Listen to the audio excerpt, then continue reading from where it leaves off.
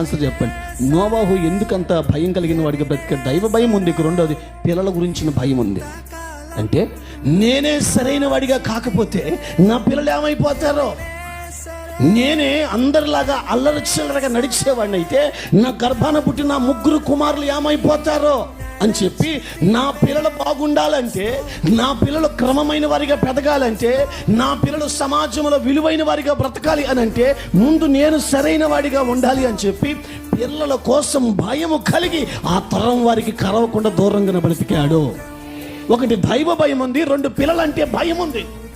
నా వల్ల పిల్లలు చెడిపోకూడదు,